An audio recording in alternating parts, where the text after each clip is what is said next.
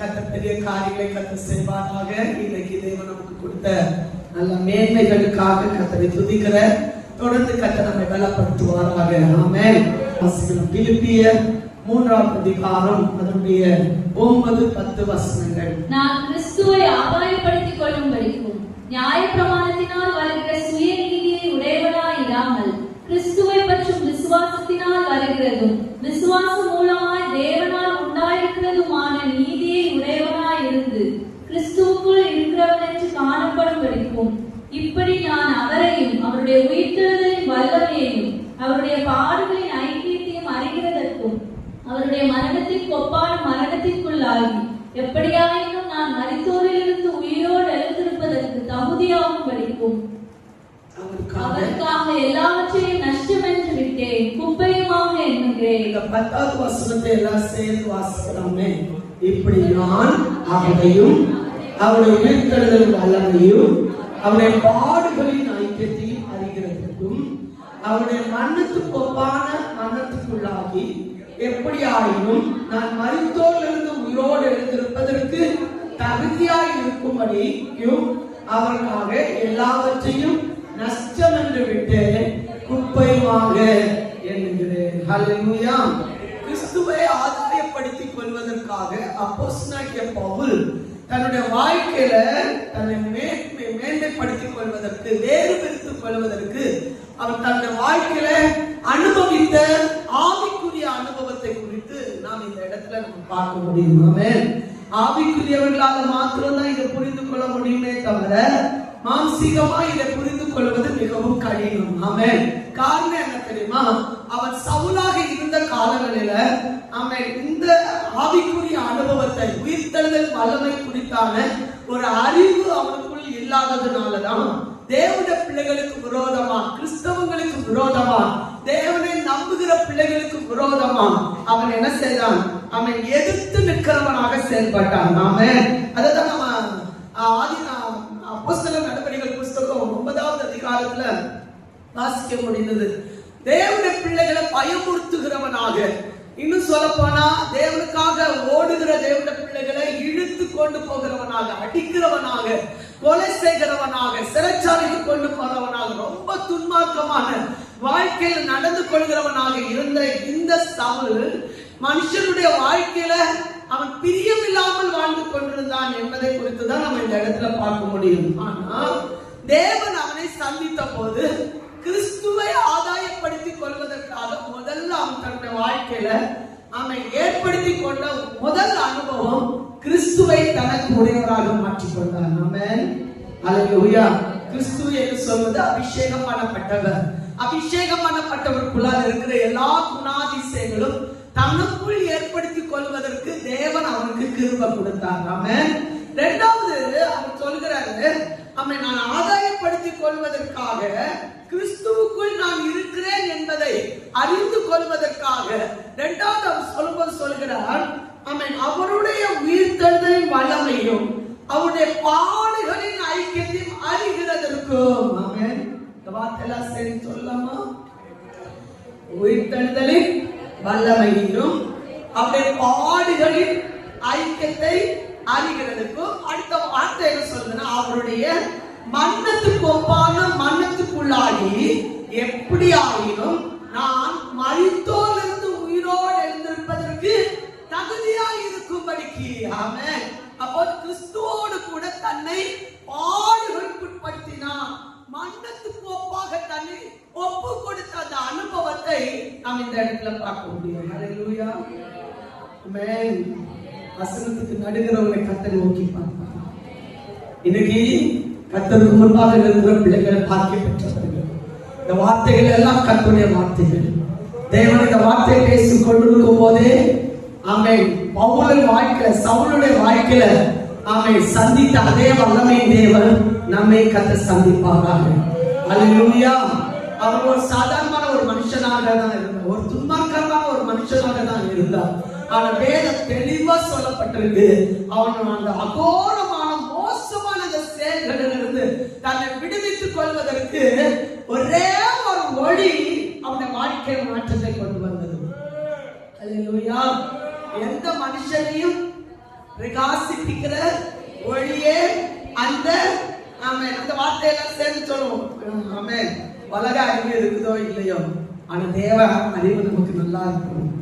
வேதத்துல சொல்லப்படுது, என்ன அறிகிற அறிவு உங்களுக்கு தேவை அப்படின்னு சொல்றாரு. ஆமென். கடைசி நாட்களில் அவர் வரும்போது இந்த வார்த்தை நம்மகிட்ட பார்த்து சொல்லக்கூடாது, நான் உங்களை அறியேன்னு சொல்லக்கூடாது. அதனாலதான் இந்த வார்த்தை கத்த சொல்றாரு, இன்னைக்கு எந்த மனுஷனும் பிரகாசித்துக்கிற ஒளியே அந்த மையான ஒளி. என்ன சாட்சி சொன்னாங்கன்னா, பயங்கர குடிக்காரு, பயங்கர மோசமான செய்தி. அவர் ரட்சிக்கப்பட்டதுக்கு முன்னால, தேவன் சந்திக்கிறதுக்கு முன்னால அவரோட வாழ்க்கை கேடுகட்ட வாழ்க்கை, சீன் சொல்ற வாழ்க்கை, யாருக்கு அடங்காத வாழ்க்கை, வீட்டுல அடங்காத வாழ்க்கை, பெற்றோருக்கு அடங்காத வாழ்க்கை, மோசமான செயல். இங்க வானா அது அங்கதான் போகும். அப்படி மோசமா அவருடைய இன்னைக்கு உள்ள காலகட்டத்துல கயர் கட்டி அப்படி நீளமா வளர்த்து அப்படி பேர மாதிரி நடக்கணும். நம்ம எல்லாருக்கும் முன்னால எல்லாம் நடத்திட்டு கால் கையில எல்லாம் நீளமா ஓட்டெல்லாம் போட்டுட்டு அப்படி ஒரு நடக்குது, அது ஒரு ஸ்டைல் நினைச்சிட்டு நடக்கிற ஒரு வாழ்க்கை. அப்படிதான் அந்த போதகர் வாழ்ந்து கொண்டிருந்தார். ஒரு நாள் தேவன் அவரை சந்தித்தார். நாம அவரை அபிஷேகித்தார். அவர் சொன்ன ஒரு வார்த்தை நான் உங்களுக்கு மத்தியில் சொல்ல விரும்புகிறேன். தேவன் என்ன அபிஷேகித்த அந்த செகண்ட்ல இருந்து என் சுபாவம் மாறினது. ஆமென். என்னுடைய செயல் மாறினது, என்னுடைய பேச்சு மாறினது, என்னுடைய ஒழுங்கினம் மாறினது. ஆமென். இன்னைக்கு கர்த்தர் சொல்கிற ஒரு வார்த்தை, சவுலுடைய வாழ்க்கையில அப்படிப்பட்ட ஒழுங்கினம் இருந்த போது, அந்த ஒளி அவரை சந்தித்த போது ஒரு செகண்ட்குள்ளால அந்த வாழ்க்கையே மாறிடுச்சு. ஆமென். அப்படியே ஒரு அடக்கமுள்ள ஒரு கர்த்தர் அவரை மாற்றினார். ஆமா, இன்னைக்கும் பிள்ளைகளுடைய வாழ்க்கையை பாருங்க, ஒரு சொல்லு கேட்காம போறாங்க, முடிவெட்டு அப்படின்னா முடிவெட்டாம போறாங்களா, அதுக்குள்ள ஒரு அசுத்தாவிக்க வேலை இருக்குன்றதை நம்ம அறிந்து கொள்ளும். ஒழுங்கினங்கள், நம்ம நடத்தையில ஒழுங்கினம், நம்முடைய வஸ்திரங்களில் ஒழுங்கினம். நீங்க என்னப்பா என்னுடைய அழக பாருன்னு சொல்லிட்டு யாராவது நடக்கிறோம் அப்படின்னா நமக்குள்ள ஒரு அசுத்த கிரிய வல்லமை செயல்படுகிறது என்பதை நம்ம பார்க்கணும். ஒழுங்கினங்கள் மாற்றப்படுவதற்கு தான் அசுத்தாவியானவர் நமக்கு ஆளுகை செய்கிறார். ஆமென். அந்த ஆவியானவர் நமக்குள்ள இறங்கி வந்துட்டா எல்லா விதமான ஒழுங்கினத்தையும் ஒழுங்குபடுத்த சர்வ வல்லமுள்ள தேவன் அவர் போதுமான. விசுவாசிக்கிற மாத்திரம் கையில தட்டி ஆமென் சொல்லுங்க பார்க்கலாம். காரணம் என்ன தெரியுமா?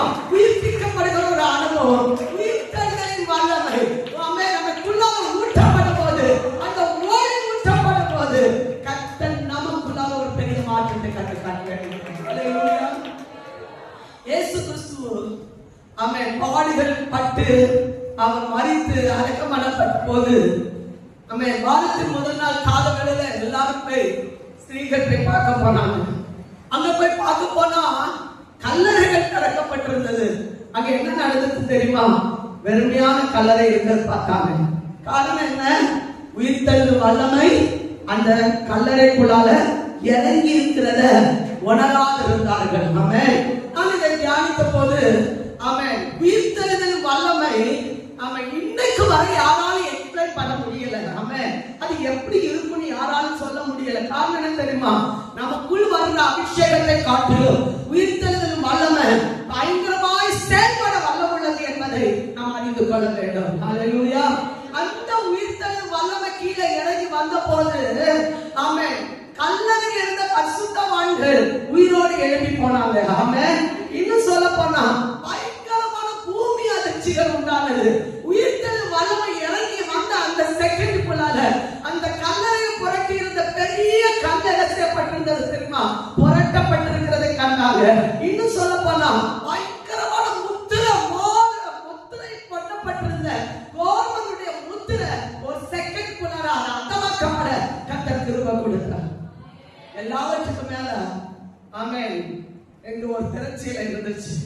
ஆமென் மகா பரிசுத்த ஸ்தலத்துல யாரும் பிரவேசிக்க முடியாத ஒரு திரட்சியில இன்னைக்கு எல்லாரும் ஊழியம் செய்வதற்கு கர்த்தருடைய உயிர்த்தெழுதல் வல்லமை இன்னைக்கு வல்லமையாக்கி செய்து கொண்டிருக்கிறது.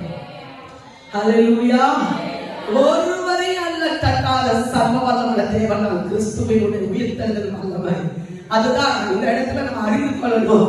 இயேசு கிறிஸ்துவின் வல்லமை அவனுக்குள்ள பாய்ந்த போது அவனுக்குள்ள ஒரு பெரிய மாற்றத்தை வளர்ந்து கொண்டார். ஆமென். அதோட எப்படி வரலாம் தெரியுமா? ஒருத்தரையும் விட மாட்டேன், ஒருவரும் கூட உயிரோட இருக்க முடியாது அப்படின்னு வந்தவன் இன்னைக்கு கர்த்தர் இவனை உயிரோட வச்சிருக்கிறான்னா அவன் ஒரு பெரிய காரியம். ஹல்லேலூயா. அவன் சொன்ன, ஆண்டவரே நான் என்ன செய்ய சித்தமாக இருக்கிறேன். ஒரு பயங்கரமான ஒரு தாழ்வு நிலைமைக்குள்ளால் அவன் கடந்து செல்கிறதை நாம் இந்த இடத்துல நம்ம பார்க்க முடியும். ஹல்லேலூயா. ஆமென். கர்த்தருக்கு முன்னாடி யாராவது வீராப்பு பேச முடியுமா? கர்த்தர் மூலமா நான் இதை சாதிச்சு காட்டிருக்கேன் யாராவது சொல்ல முடியுமா? ஆமென். அப்படி சொல்லி வந்தவரை ஒரு ரூம் ஆயத்தமாக்கி 3 நாள் பட்டினி போட்டு அதுக்குன்னு கர்த்தர் ஒரு அபிஷேகம் பண்ணப்பட்ட ஒரு அபிஷேகம் நாதரை கொடுத்து அபிஷேகித்து கொண்டு வந்து அவன் தலையில கை வைத்த போதுதான் அவனால விடுதலை ஆக்கப்பட முடியும். அல்லேலூயா. அபிஷேகம் பண்ணப்பட்டவங்களே அப்பமா நம்ம எண்ணக்கூடாது என்பதற்கு, சவுல் சந்திக்கப்படுவதற்கு, பவுலா மாற்றப்படுவதற்கு ஒரு அனனியாவை கர்த்தர் அபிஷேகித்து வழி நடத்தினார். புரிஞ்சவங்க மட்டும் ஆமென் சொல்வீங்க. அல்லேலூயா. ஒரு அபிஷேகம் பண்ணப்பட்டவங்களுடைய கை அவன் ஏற்கனவே ஒளி சந்தித்தது உண்மைதான். 3 நாட்கள் அவன் செய்த அத்தனை அக்கிரமத்தை தேவ சமூகத்தில் சொல்லி அறிக்கையிட்டு அந்த சமூகத்தில் அர்ப்பணித்த போது அதை அர்ப்பணித்து தீருகிற நேரத்தில் அனனியாவை தேவன் அந்த வீட்டுக்குள்ள அனுப்பி விடுகிறார். ஆமென். அவன் அபிஷேகம் பண்ணப்பட்டவனாக கடந்து வந்த போது அவன் மேல் கை வைத்த அந்த செகண்டுக்குள்ளால அவனுடைய கண்களை கர்த்தர் அவன் திறந்தார். ஆமென். கண் திறக்கப்பட்டது மாத்திரமல்ல, அவனுடைய வாழ்க்கையில் இருக்க சகலவற்றிலும் ஒரு மாற்றத்தை காண கற்றுவதற்கு ஒரு ஆலோசனை கர்த்தராய் வழி நடத்த அவர் போதுமான தேவனாய் இருந்தார். விசுவாசிக்கிற மாத்திரம் கையில தட்டி ஆமென் சொல்லுங்க பார்க்கலாம். இன்றைக்கும் தேவ சமூகத்தில் வந்திருக்கிற எல்லா தேவனுடைய பிள்ளைகளுக்குள்ளாலேயும் அந்த உயிர்த்தெழுதல் வல்லமை ஆளுகை செய்யுமானால், சவுல் மேல் ஆளுகை செய்த அந்த உயிர்த்தெழுதல் வல்லமை நமக்குள்ள ஆளுகை செய்யுமானால், நிச்சயமாக நமக்குள்ளால இருக்கிற ஒழுங்கினமான செயல்பாடுகள், தேவனுக்கு பிரியமில்லாத காரியங்கள் சகலவற்றையும் முடிக்க கர்த்தர் நமக்கு நல்ல மேல கையை தட்டி ஒரு நிமிஷம் ஆண்டவருக்கு தேங்க்ஸ் சொல்லுங்க. இன்னைக்கு நாம் இந்த இடத்துல வந்திருப்பது கர்த்தர் நமக்காக மரித்து உயிரோடு எழுதுகிற அந்த அனுபவத்தின் மூலம், நம்மளை உயிர்ப்பித்த அந்த அனுபவத்தின் மூலம் கர்த்தருக்கு அங்கே மகிமை செலுத்துவதற்காக நம்மோடு கூட கர்த்தர் இருக்கிறார். கர்த்தர் இருக்கிறார் என்று என்ற ஒரு உணர்வு உண்டாகும்படியாக ஒரு அபிஷேகத்தை கர்த்தர் நமக்கு தந்திருக்கார். எல்லாரும் கைகள் தட்டி ஆமென் சொல்றோமா? ஹல்லேலூயா. ஆமென். ஹல்லேலூயா. அதான் சொல்றாரு பாருங்க, மன்னத்துக்கு ஒப்பாக, மன்னத்தை அந்த வார்த்தை நீங்க கவனமா கவனிங்க. மன்னத்துக்கு ஒப்பான மன்னத்துக்குள்ளாகி எப்படி ஆகிலும் நான் மரித்தோரிலிருந்து உயிரோடு எழுந்திருப்பதற்கு தகுதியாய் இருக்கும்படிக்கு. ஹல்லேலூயா. இந்த வல்லமை புரிந்த அப்போஸ்தலனாகிய பவுலால சும்மா இருக்க முடியல. ஆமென். எல்லாரும் அந்த உயிர்த்தெழுதல் வல்லமைக்குள்ளால் கடந்து வர வேண்டும் என்று ஆசைப்பட்ட அந்த அப்போஸ்தலனாகிய பவுல் அவன் என்ன செய்தார் தெரியுமா? அடுத்த கட்டம் கடந்து செல்லும்போது அநேகரால அவனை ஏற்றுக்கொள்ள முடியவில்லை. ஆமென். அல்லேலூயா. ஆமென். நம்முடைய பழைய வாழ்க்கையை பார்த்தவங்க இப்போ இருக்க வாழ்க்கையை பார்த்துட்டு நம்ப மாட்டாங்க. வீட்டு இருந்தவன் தானே, இப்ப வாழ்ந்தவன் தானே, இவ்வளவு மோசமான காரியம் செய்தவன் தானே. நம்ம இந்த ஊர்ல எல்லாம் கொலை செய்தவங்கள இப்போ ஒரு வார்த்தை சொல்லப்பட்டிருக்கு, கொலைகார குடும்பம். ஏன் அந்த வார்த்தை வருது? அவங்க ரட்சிக்கப்பட்டிருந்தாலும் மனம் திரும்பி இருந்தாலும் இந்த வார்த்தை ஏன் வருது தெரியுமா? நம்ம முன்னால செய்த பாவம் திரும்பவும் என்ன செய்யப்படுகிறது? பேசப்படுகிறது. அப்போஸ்தலனாகிய பவுல் சந்திக்கப்பட்ட பின்பும் அவனை ஏற்றுக்கொள்வார் யாரும் இல்லை. சீஷர்களிடத்தில் போய் சேர்க்கப்பட்டிருந்தான். ஆனால் அவனை குறித்து என்ன எண்ணம் இருந்துச்சு தெரியுமா? இவன் கொலைக்காரன், இவன் கொலை செய்ய வந்திருக்கிறான். சரியா ஒரு மன திரும்பல. அவனுடைய மனுஷனுடைய பார்வை அவனுக்கு விரோதமாய் வித்தியாசமா தான் செயல்பட்டிருந்தது. ஆமென். அல்லேலூயா. புரிஞ்சுங்க? ஆமென் சொல்லுங்களா?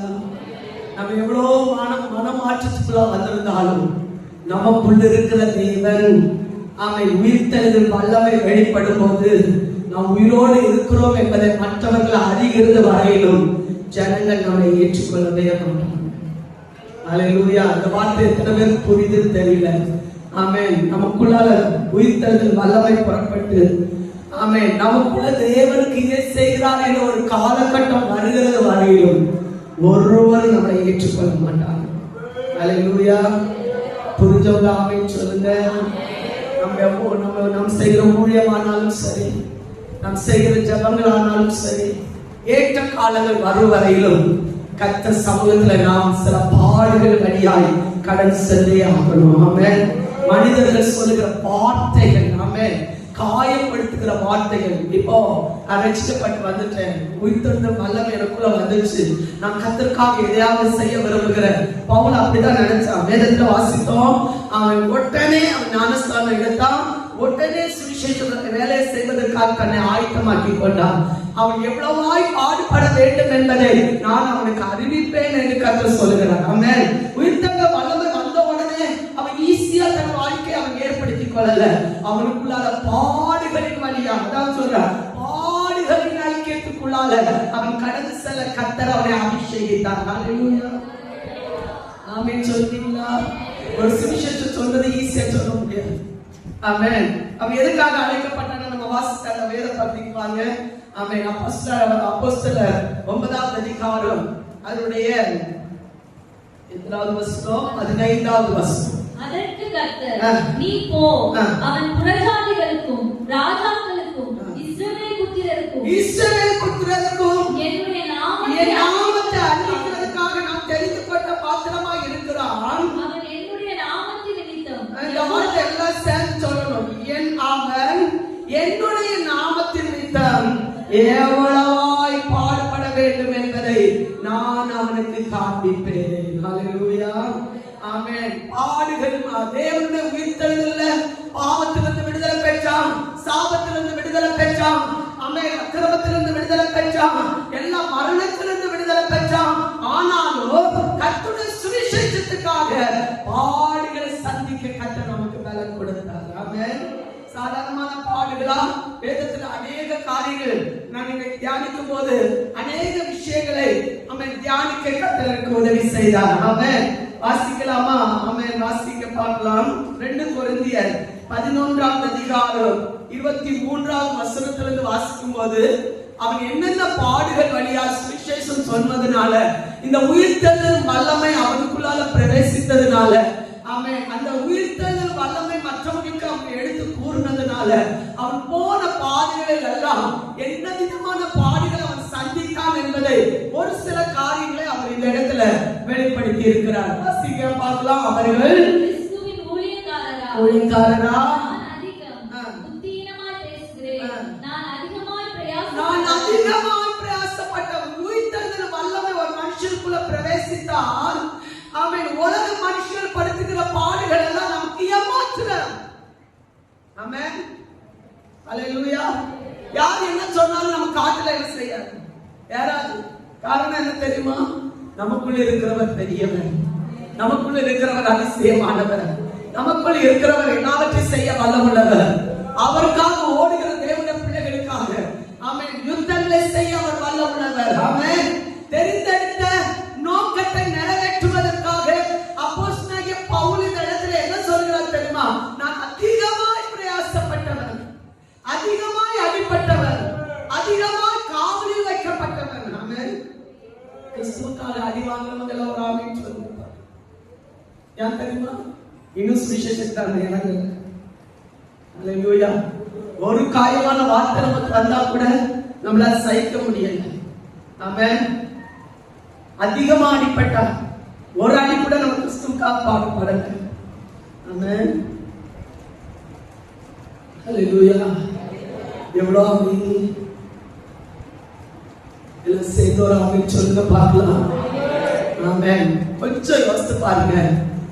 ஆண்டவருக்காக இறங்கிட்டா, ஆண்டவர் சுவிசேஷத்துக்காக இறங்கிட்டா, ஆத்மா ஆதாயம் செய்ய இறங்கிட்டா, நம்ம வாழ்க்கையில சில பாடுகள் வழியா போய்தான் ஆகணும். ஆமென்.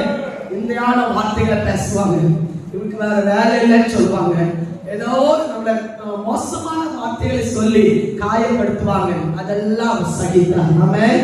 அவர் என்ன சொல்றாங்க? அநேக தரம் மரண அவதியில் அகப்பட்டவன். அடுத்து யூதர்களால் ஒன்றுக்குரிய 40 அடியாக 5 முறை அடிப்பட்டு. எத்தனை அடி?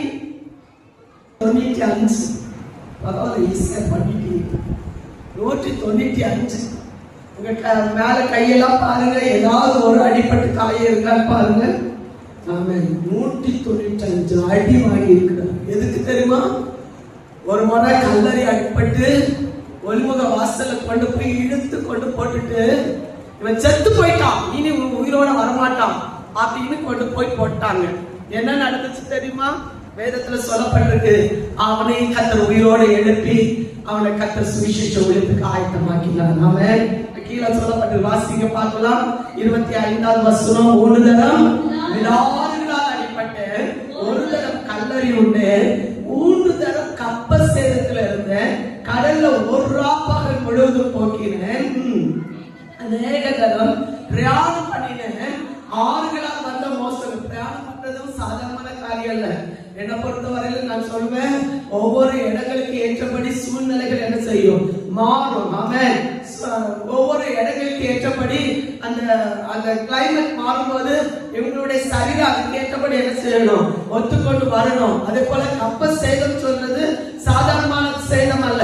நம்ம அப்போஸ்தலர் நடபடிகள் புஸ்தகத்துல வாசிக்கும் போது கப்பலே நொறுங்கி போன இடத்துல 227 பேர் இருக்கிற அந்த கப்பல், ஆமென், உயிர்கள் மட்டும் பாதுகாக்கப்படுற ஒரு சூழ்நிலைக்கு கர்த்தர் அவங்களை ஆமென் தள்ளினார். ஆமென். ஆனா இவருடைய ஒரே ஒரு காரணத்தினால அத்தனை பேரை கர்த்தர் பிராணனை கர்த்தர் என்ன செய்தாராம்? பாதுகாத்தார். அது மட்டும் இல்ல, பாருங்க, கல்லர்களால் வந்த மோசங்கள், என் சுய ஜனங்களால் வந்த மோசங்கள், அந்நிய ஜனங்களால் வந்த மோசங்கள், பட்டணங்களில் உண்டான மோசங்கள், வனாந்திரத்தில் உண்டான மோசங்கள், சமுத்திரத்தில் உண்டான மோசங்கள், கள்ள சகோதரத்தில் உண்டான மோசங்கள். அடுத்த வசனம், பிரயாசத்திலும் வருத்தத்திலும் அநேக முறை கண் விழிப்புகளிலும் பசியிலும் தாகத்திலும் அநேக முறை உபவாசங்களிலும் குளிரிலும் நிர்வாணத்திலும் என்ன செய்தேன்?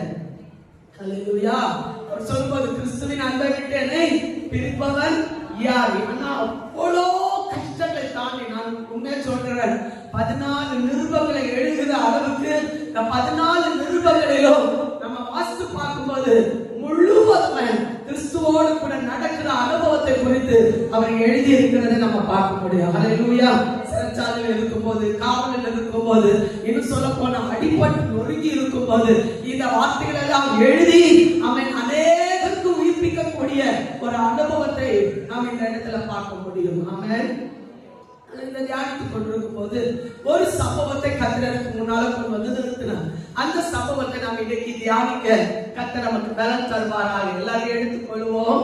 ஆமென். அப்போஸ்தலர் நடபடிகள் புஸ்தகம் 17வது அதிகாரம். அப்போஸ்தலர் நடபடிகள் புஸ்தகம் 17வது அதிகாரம் 23வது வசனத்திலிருந்து. எப்படி என்றால், நான் சுற்றி திரிந்து உங்கள் ஆராதனைக்குரியவைகளை கவனித்து பார்த்த பொழுது அறியப்படாத தேவனுக்கு என்று எழுதியிருக்கிற அறியாமல் ஆராதிக்கிற அவரையே நான் உங்களுக்கு அறிவிக்கிறேன்.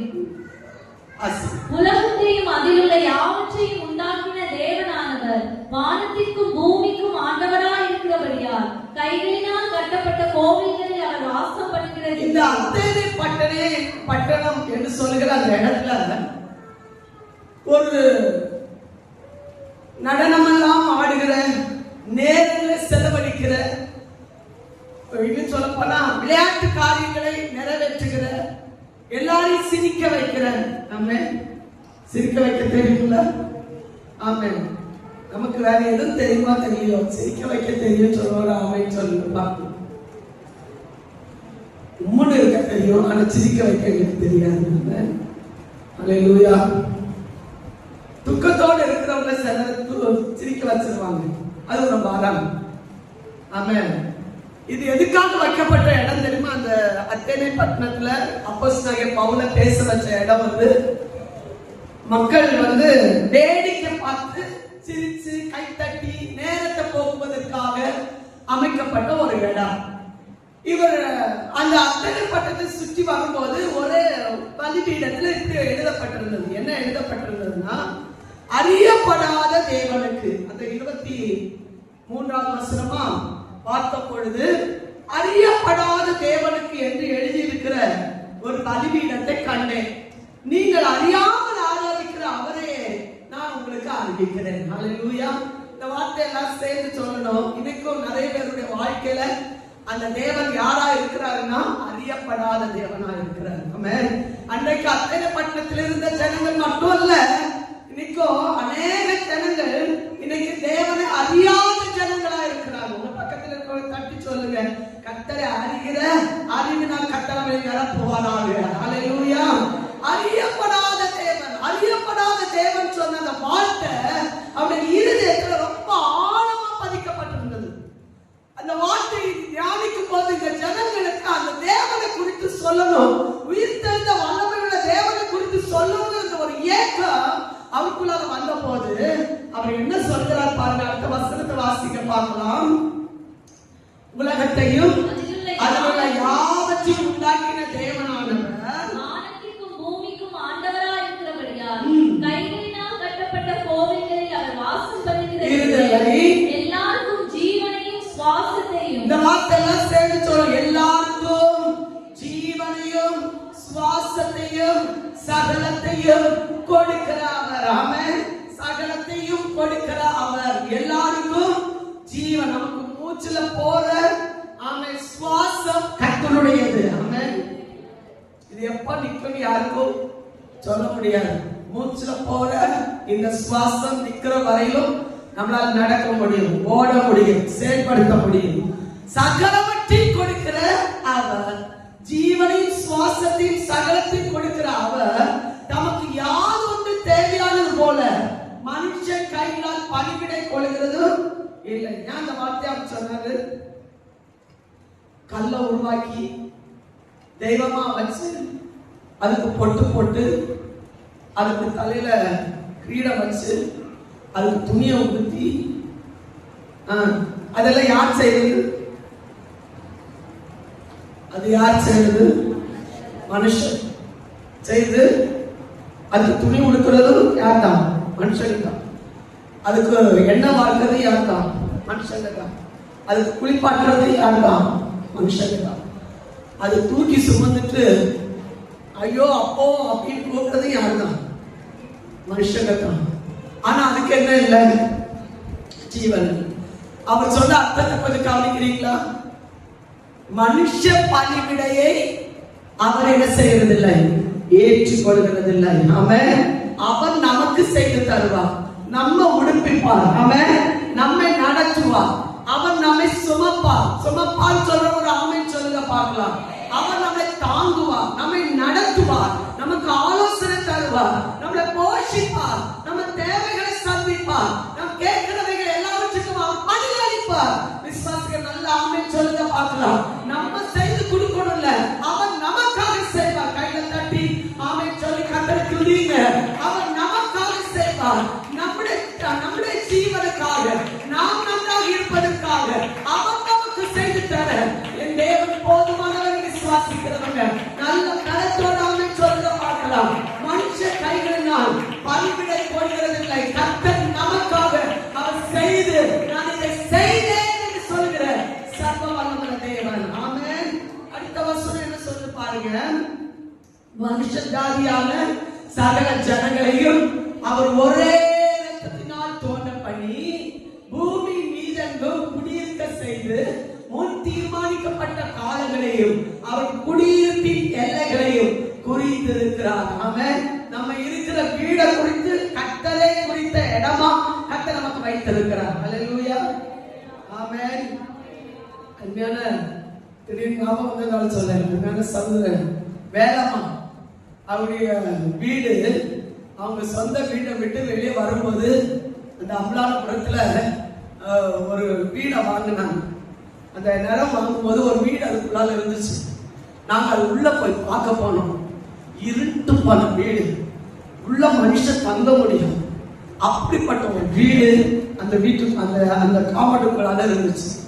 ஆனா கர்த்தர் நம்மை அந்த இடத்துல கால் மிதிச்ச போது கர்த்தர் அந்த பழைய வீடை இடிச்சு இன்னைக்கு ஒரு விசாலமான ஒரு வீட்டை கர்த்தர் கொடுத்து அந்த இடத்துல கர்த்தர் உங்க பிள்ளைகளை கர்த்தர் நிலைநாட்டி வச்சிருக்காங்கன்னா அவங்க அந்த இடத்தை விட்டு அவங்க எங்கெல்லாம் சுத்தினாங்களோ அது எனக்கு தெரியாது.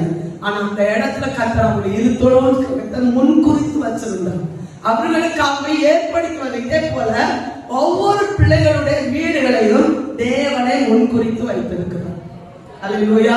இன்னைக்கு நிறைய பேருக்கு குழப்பம் இருக்கும். நமக்கு அங்க வீடு கட்டினா நல்லா இருக்குமா, இங்க வீடு கட்டினா நல்லா இருக்குமா, அங்க போனா நல்லா இருக்குமா? இல்ல, எங்க வீடு கட்டணும் கர்த்தர் முன் குறிச்சு வச்சிருக்கிறாரோ அந்த இடத்துல கர்த்தர் முன் குறிச்சு அந்த இடத்துல அந்த வீடை கட்டி குடியிருக்க பண்ணுகிறவர் சர்வ வல்லமுள்ள தேவன். நல்ல கையில தட்டி ஆமென் சொல்லுங்க பார்க்கலாம். இது வாக்குத்தத்தமான வாக்கு. நம்ம குடியிருக்க வேண்டும் என்று கர்த்தர் வைத்திருக்கிற ஸ்தானத்துல குடியிருக்கப்படுகிறவர் கர்த்தர். ஹalleluya.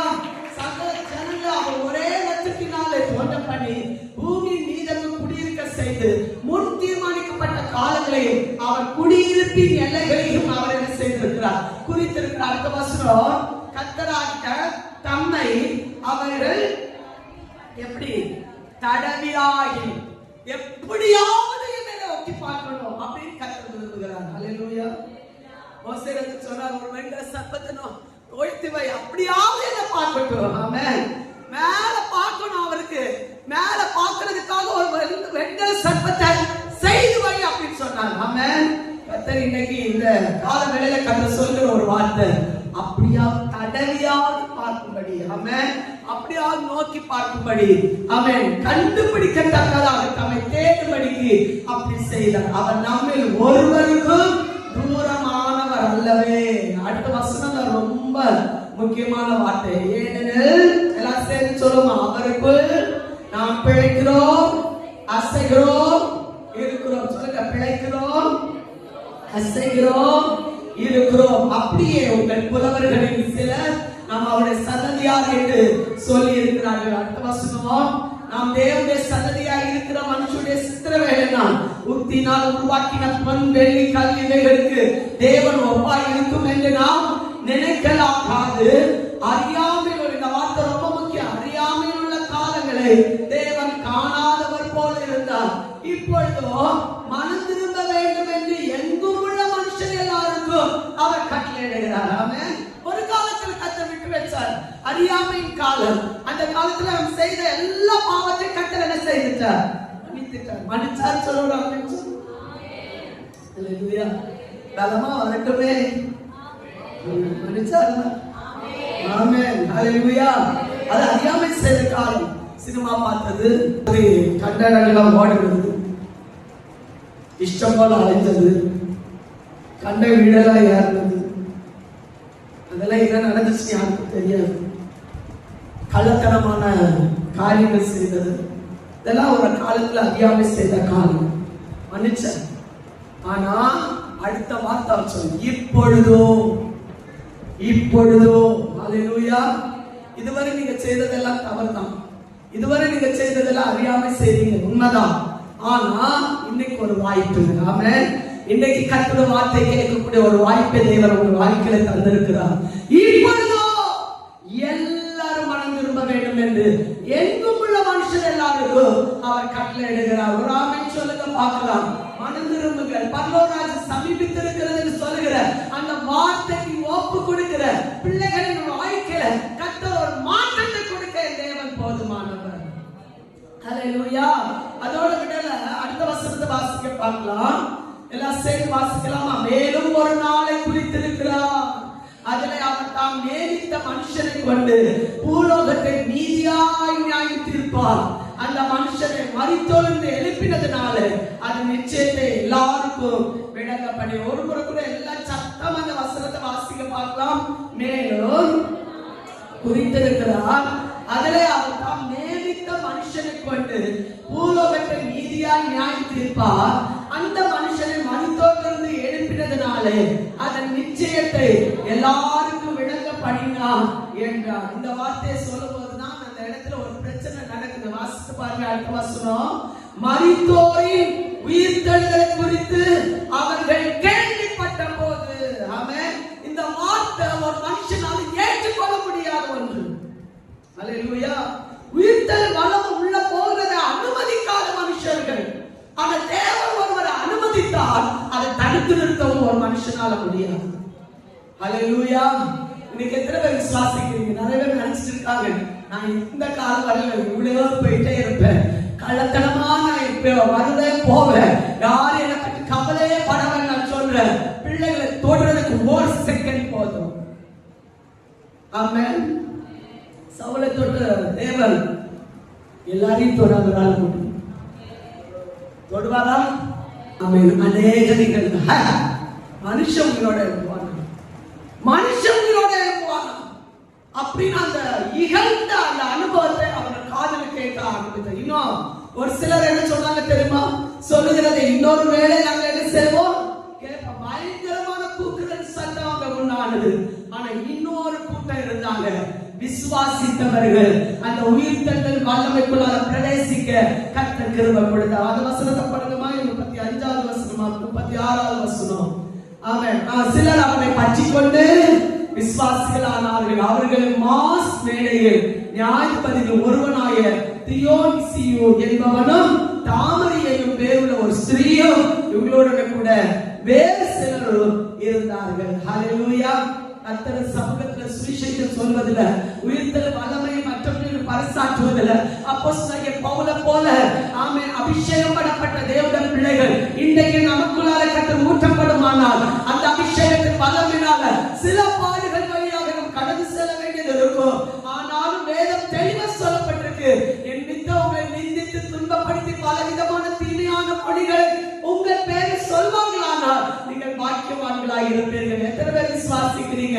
இந்த அப்போஸ்தலனாகிய பவுல் சொன்ன அந்த வார்த்தை ஒருமுறை கூட நினைவு கூறுவோம். எல்லாம் சேர்ந்து எடுத்துக்கொள்ளுங்க. பிலிப்பியர் 3வது அதிகாரம் அதோட 10வது வசனத்துல அவருடைய உயிர்த்தெழுதல் வல்லமையும் அவருடைய பாடுகள் ஐக்கியத்தையும் அறிகிறதற்கு அவருடைய மரணத்துக்கு ஒப்பான மரணத்துக்குள்ளாகி எப்படி ஆகிறோம் நாம் மரித்தோரிலிருந்து உயிரோடு எழும்புறதுக்கு தகுதியாய் இருக்கும்படிக்கு அவருக்காக எல்லாவற்றையும் கஷ்டம் என்று 12 முதல் 14 வரை நான் அடைந்தாயும் சேர்ந்து முற்றும் தேறினவனானேன் என்று எண்ணாமல் கிறிஸ்து இயேசுவினால் நான் எதற்காக பிடிக்கப்பட்டேனோ அதை நான் பிடித்துக் கொள்ளும்படி ஆசையாய் தொழுகிறேன். சகோதரரே, அதை பிடித்துக் கொண்டேன் என்று எண்ணுகிறதில்லை, ஒன்று செய்கிறேன், பின்னானவைகளை மறந்து முன்னானவைகளை நாடி கிறிஸ்து இயேசுவுக்குள் தேவன் அழைத்த பரம அழைப்பின் பந்தய பொருளுக்காக இலக்கை நோக்கி தொடர்கிறேன். ஹல்லேலூயா. இன்னும் நிறைய வசனங்கள் இருக்கு, அதுல ஒரு வசனம் மட்டும் உங்களுக்கு நோட் பண்ண விரும்புறேன். ரோமர் 8வது அதிகாரம் அதோட 11வது வசனத்தை எடுத்து வாசிக்க பார்க்கலாம். ரோமர் 8வது அதிகாரம் 11வது வசனம். அன்றியும் இயேசுவை மரித்தோரிலிருந்து எழுப்பினவருடைய ஆவி உங்களில் வாசமாய் இருந்தார். கிறிஸ்துவை மரித்தோரிலிருந்து எழுப்பினவர் உங்களில் வாசமாய் இருக்கிற தம்முடைய ஆவியினாலே சாவுக்கு ஏதுவான உங்கள் சரீரங்களை உயிர்ப்பிப்பார்.